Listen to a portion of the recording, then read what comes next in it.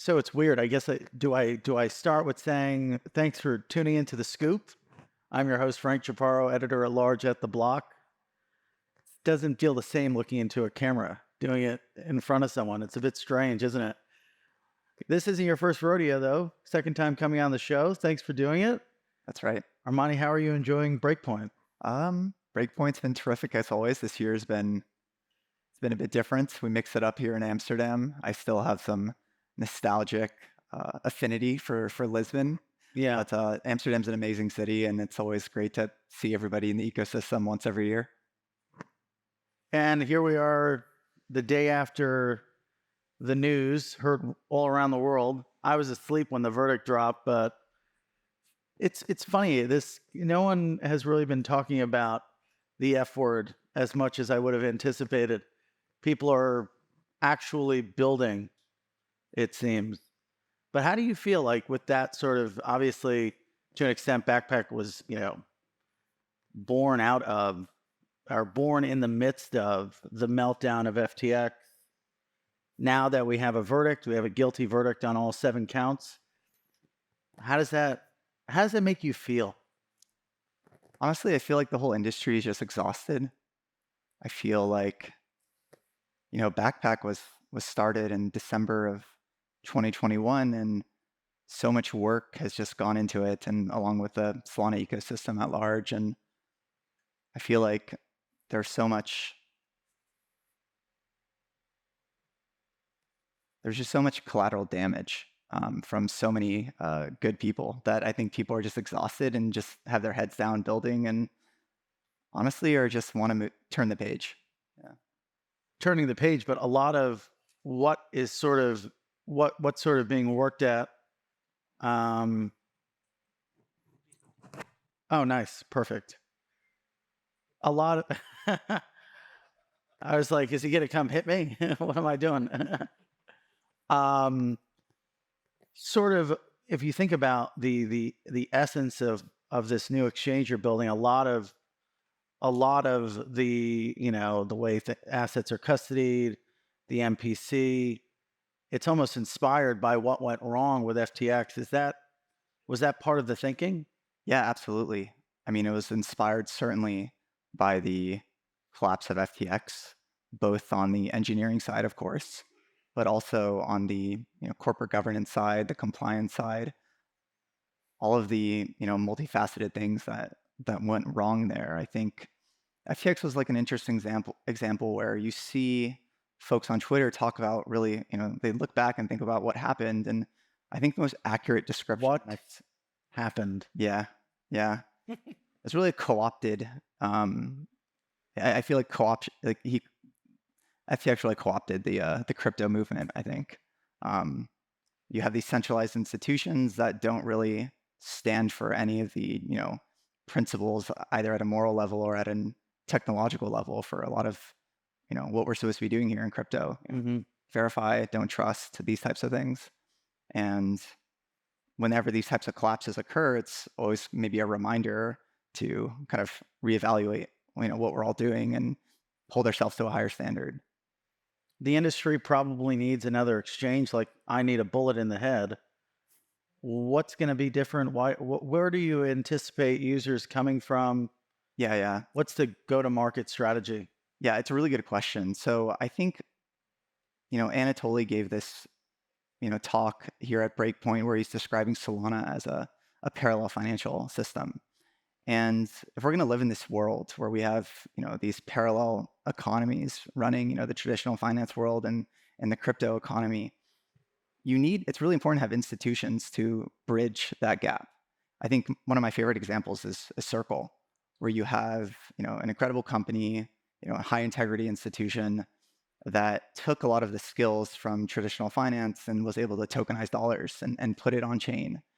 And they were really that connective tissue that was able to provide this product in USDC that was truly a 10x, 100x improvement over the status quo. Stable coins are just extremely important.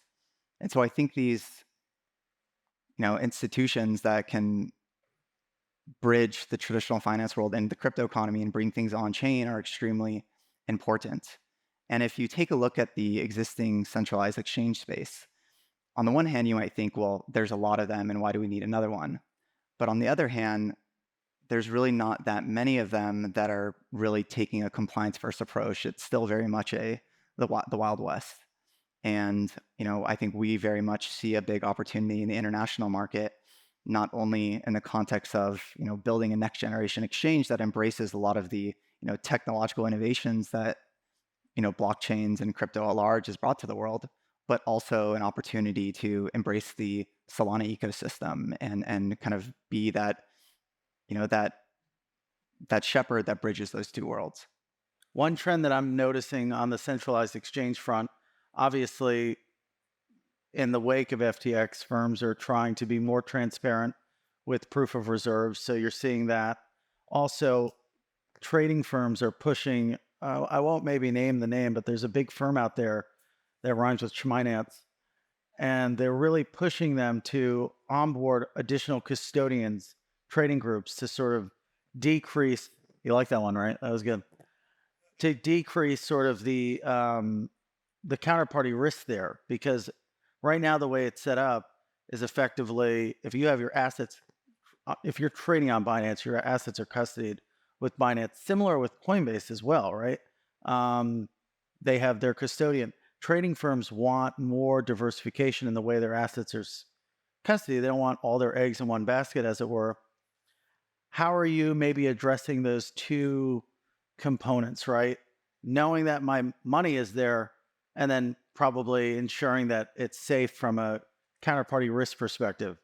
Yeah, it's super important. So there's this, meme floating around that we all need to separate execution from custody, which is on the one hand correct. That's how traditional finance works. But it's actually a very weird meme. It's a bit of a subtle point. It's a bit. Let me unpack it. So Sure. when you separate execution from custody, there's a naive way of doing it, which is you simply instead of having the exchange custodying the assets, you get an external custody provider. And so what you're really doing is you're trading off counterparty risk from one entity to another entity. But that's actually not what you want because you still have a single point of failure in this new custodian. Sure, you might have different incentives and maybe a check and balance between the person that's or the entity that's executing the computation and the entity that's actually holding the assets. But what you actually want is not to trade one counterparty for another. You actually want a more additive property. So this is actually what blockchains do, where you have multiple validators on the network that all execute the state and validate it's correct. And so this is how we've built our system. You can imagine, if we are running an exchange together, I run one instance of the exchange, you run one instance of the exchange, and for every trade, every order, every cancel, every withdrawal, every deposit, not only do you have to accept it, but I have to accept it as well. So when we're talking about the separation of execution and custody, I think it's really important to have this additive security benefit rather than just simply trading off one for another. And obviously, blockchains will scale that to thousands of nodes on the Solana network. I think in the context of centralized finance, it's a bit more challenging because there's a compliance piece. And so every single institution that's running those validators on the private blockchain, if you want to call it that, needs to have that compliance piece figured out and hold themselves to that standard. And so we've built our system with this in mind from day one. And I think the end goal, the gold standard, I think in the industry is eventually what we would like to get to is have multiple different companies running these exchanges. And so we've built our system from day one to accommodate that. Sort of like a setup of having similar to stablecoins, different players redeeming in a sense. It's not just one single entity redeeming and creating or minting, but you have various players involved. I'm curious, most important thing, right, is liquidity. Traders want to be where there's liquidity. And even if you have a great platform, great UX, flow is king. If there's no flow, no one's going to go. So how do you get flow?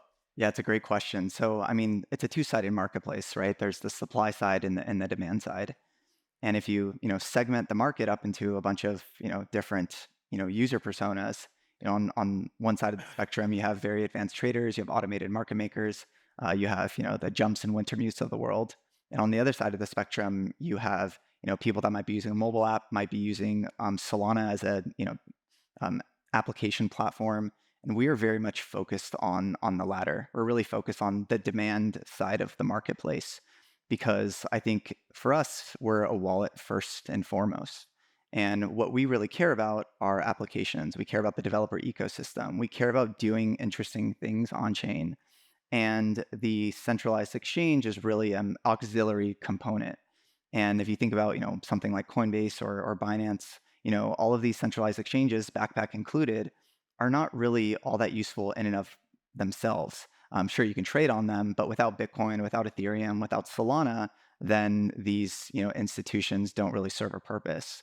And so what we're really focused on is that wallet user experience. What we're really focused on is the Mad Lads NFT community. What we're really focused on is the culture on chain and the vibrant kind of, you know, set of amazing things that are happening here, whether it's DeFi, NFTs, or anything new like gaming. How do you, yeah, and to an extent, how do you create a portal or an avenue by which people can enter the Solana ecosystem, right? Because there's all these different apps, different tools you can use, but they're not necessarily aggregated in one place, right? In the same way that Coinbase facilitates that for Base to an extent. Yeah, I think this is one of the most challenging parts of the user experience at the moment. A story like I like to paint the picture of the user onboarding journey for people that are new to the industry. So something as simple as joining an NFT group chat. It's like, what are all of the steps to actually do that? Suppose I wanted to buy Mad Lad and get into the Discord with, my inside of the token gated channels. Well, the first thing that you have to do, of course, is most people onboard via an exchange. That's how I bought my first Bitcoin. That's how I bought my first ETH. It was via a Coinbase account. So you go through an exchange. Well, first thing with an exchange is, well, you have to KYC. And maybe you get through the KYC process. Maybe there's a bug in the system. Maybe it goes to manual review because you entered a field into the form correctly. Um, let's maybe hope that you get through KYC. And then after that, well, you have to buy your gas token. You have to buy your first SOL. It's like, okay, great. Well, do I do a limit order? What's a limit order? Do I do a market order? What's a market order? Maybe you go to the swap interface or the buy and sell interface, and you have these crazy amount of complexity inside of these exchange user interfaces. But suppose you get your next SOL. Well, then the next step, of course, is, well, you need a wallet. So maybe if you're lucky, you had a friend introduce you to Phantom or Backpack or Soulflare. If you're using Coinbase, well, you have to go to the Coinbase wallet, which is a totally separate app. Which is a whole nother conversation. But you have to get a new wallet. Okay, great. You download the second app, you get the new wallet, then you have to bring that SOL on chain. Well, what do you do when you want to bring it on chain? Of course, you send two transactions, right? The first transaction is you send a penny, you verify it was correct, and it's like, okay, hopefully it's correct. If it's not correct, then you're, might rage quit at that point. But then you do the second transaction with all of the money, and that just to get the SOL in the wallet. But you're not done. Now you have to go to Magic Eden, you have to go to 1030, you have to go to an NFT marketplace, you have to find the NFT, you have to buy it, you have to connect the wallet, you have to approve it, approve the connection, then you have to buy now, and then once you buy it, eventually you have the NFT inside of your wallet. Great. But we're still not done. Apologies for this rant, but it's an incredible set of steps. Then you go to Discord. You can rant. This is a podcast. Pretend they're not here. Yeah, then you have to go to Discord, right? And maybe you have Discord installed, and maybe you don't. You probably don't have Discord installed unless you're already a crypto degen or you're a gamer. But you install Discord, and then maybe you see that you get through the intro into Discord. You prove you're not a bot. Then you click on some emojis and you answer some questions to get through the community rules, and eventually you get asked to connect your ledger. And how does that work? Well, you get forked out to another application. You go to Matrica and you connect your wallet to Matrica. You verify that you do indeed own the NFT, the Mad Lad or whatever. You stop, you hold your breath, you pray that you don't get rugged when you sign that transaction. And then only then do you get allowed access into the token gated community. It's an incredible set of steps. And I think this is, one of those challenges that if you can control every part of the stack and have this progressive user onboarding journey where I can just say, go download Backpack, here's the app. Every single one of those steps can be done inside of the app. It provides a 10x user experience for onboarding people into the industry. And that is really what we're trying to do. What assets are trading or will be trading? Is it spot? Is it derivatives, structured products, maybe like a credit default swap for Solana or something? Who knows? Yeah, so I think it's very much a phased approach where the first phase is all about spot. It's all about gas tokens. It's all about the wallet. It's all about getting people, no matter where you are in the world, to convert. What about leverage? I need my 100x.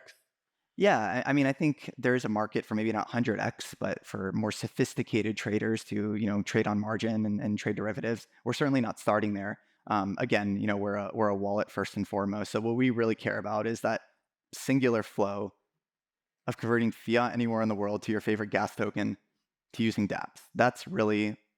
Our that's really where we want to establish our core competency. I think derivatives are extremely important. I think that's where a lot of volume is, and I think we'll eventually get there. But we are very much focused on the wallet first and foremost. Talk me through the Dubai registration. Yeah. So This is the VARA license from. No, VARA is the name of the regulator. This is FASP. yeah, FASA. that's right. That's Yeah, right. okay. I was just there. I was meeting with all those folks who set up the regime. It's hot, man. It is really. You think Solana conference has been cold and rainy? I'd take that over the 100-degree weather of, and everything's inside. It's so. Anyway, won't get on a rant about Dubai weather, but it is. They say it's nice in November. They're like, Habibi, November to April. I'm like, no chance. I'm like, no chance it's nice in April. Miami's not even nice in April. They're like, no, it's like, it's only like 36 Celsius. I'm like, that's hot. It's like really hot. But it can get up to like 50. Yeah, Dubai is a incredibly unique place. It is very hot. Yeah. And like I was saying backstage, mall culture is such a big thing there in a way that it brings me back to like when I was 15 or 14 and a real angsty teen, running out of Hot Topic with my whatever was going on. You remember those days? Yeah, I remember those days. Sure. I don't think I was ever a hot topic person. So anyway, they don't have Hot Topic in Dubai. They have like Chanel and like, all the nice Cartier and whatnot. But the malls are like the big hub of social activity. But they also have this regulatory regime. So walk us through it. Yeah, I think We'll probably cut that from the show. That was a bit of a tangent. that's all right. I think we're seeing a number of jurisdictions taking a very progressive approach to regulation and, for the broader crypto industry, but specifically for centralized exchanges in the wake of FTX.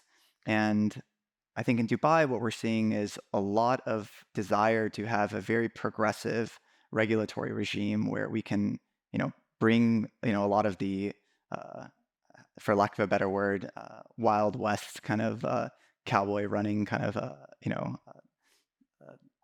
Yeah. institutions into compliance. It brings you into compliance, but did you get set up in like one of those free zones where you don't That's have to right. pay Yeah. tax and people can kind of work there, get like not citizenship, but like a residency type deal? That's right. Yes. And I think we're also seeing a lot of, Solana push pretty hard in the region, Yeah. and which I think is great. I think they're being extremely progressive and having a set of clear to follow rules that I think a lot of the talent in this space really needs to be able to unleash their, creativity, I think is extremely important. And so, yeah, it's very exciting to me, and I think will be. Is it robust? Like, was it actually hard to get set up, or is it like, here's your certificate, thank you for coming to Dubai?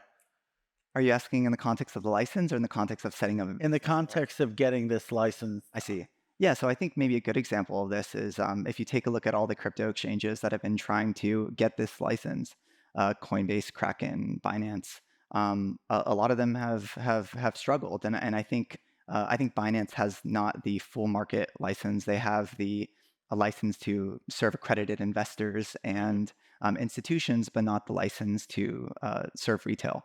And so I think, to answer your question, it is quite difficult, and I think the bar is quite high, and we did a lot of work to explain our system. So we went to Dubai and gave a full rundown of the exchange architecture and gave a full expose on exactly how we are doing this. And I think one of the big advantages that we had is twofold. On the one hand, obviously, from the engineering and compliance point of view, I think our system is very sound. It's very comprehensive.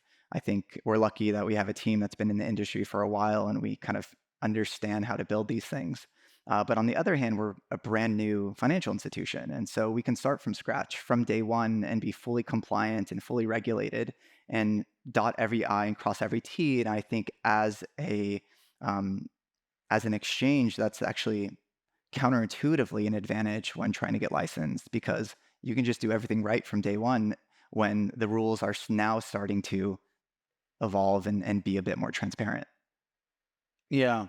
A lot of people don't know that there's quite a big crypto presence there. Like Binance has hundreds of people, I think upwards of 500 people, Fireblocks as well. You have Deribit out there, an options exchange. You guys kind of setting up shop as well. It's interesting. I don't want to get too much into Dubai, but it's interesting. It's very interesting. So let's talk about Solana since we're here at this conference that's about Solana. I think that might be appropriate. What sort of a lot of the conversations I've had this week have been about sort of the ebbs and flows of this ecosystem, how the narratives around it have changed, right? Um, from kind of coming online as this high frequency trading purpose built blockchain to obviously last Breakpoint, there were a lot of weird NFT people running around. They're not so much here at this event. And then up last Breakpoint, right? People were flying home and learning of the meltdown of FTX. And this one, everyone's saying is a bit different, very builder focused, kind of trite, but I kind of see it. I believe it. What's your view of these shifts and what's the state of Solana, as it were, in your view? I think you're right that the shifts are kind of a function of market sentiment. It's a function of, you know, for better or worse token price. I think that obviously brings a lot of different types of people into the space. It's a function of the meta, if you want to use that word. NFTs were certainly a big use case, a big breakout moment for the network. And I think you had to have been either crazy or had extremely high conviction in the engineering to have stayed in Solana over the past year. What we saw Yeah, was basically a lot of people leave because they didn't have like a first principles analysis of why the network was important. it was breaking a lot. It was breaking a lot. But anybody that's built anything important or hard knows that things break when you build things that have never been done before. You know, websites go down, blockchains go down. When you're trying to do consensus out at the speed of light, it sounds so ridiculous. But if you go to the Bay Area and ask any engineer, they'll be like, "Yeah, of course it's going to go down." Have you? I don't know. If you use Coinbase or Robinhood or Facebook or Twitter, Instagram, all these sites as they're getting going in the first 2 years are constantly going down. Hmm. And that is just part of building really hard systems. And so I think it's a bit of a um, it's a bit of a meme. It's a bit of a unfortunate consequence of having risen too quickly. But as an engineer, it's to be expected, and certainly not something that should happen, from now until the end of time. But it's in my view excusable, and it's not a question of does it go down. It's a question of does the time between the network going down increase, right? It's like, yeah, planes went down as we were learning how to build planes. Buildings go down as we learn how to build buildings, and now blockchains are going down as we learn how to build next generation blockchains, and this is part of progress. Yeah, as long as price go up, that's fine.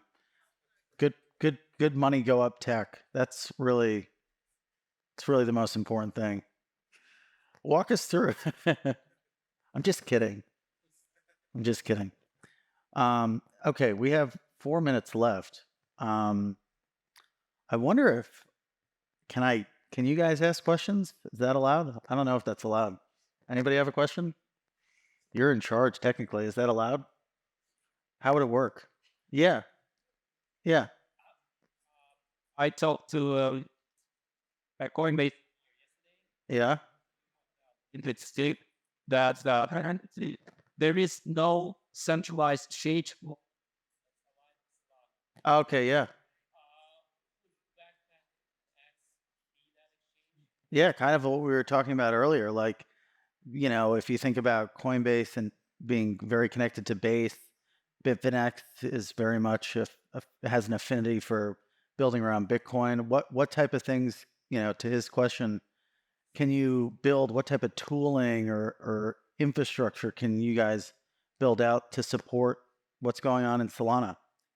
Yeah, you're certainly seeing this with a bunch of centralized exchanges, whether it's Bybit and Mantle, Coinbase and Base, Binance and Binance Smart Chain. You're certainly, seeing these exchanges be these, I guess, auxiliary systems to enhance, whether it's L2s or other L1s.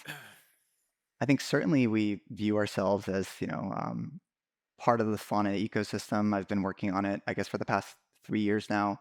So we certainly see an opportunity to help it grow. I think one of the most pernicious Great work. things that has happened to the industry is this alignment meme. I'm not a fan of the whole concept of network alignment. I'm a fan of technological honesty and building open source software with great people, irrespective of where what network they're working on.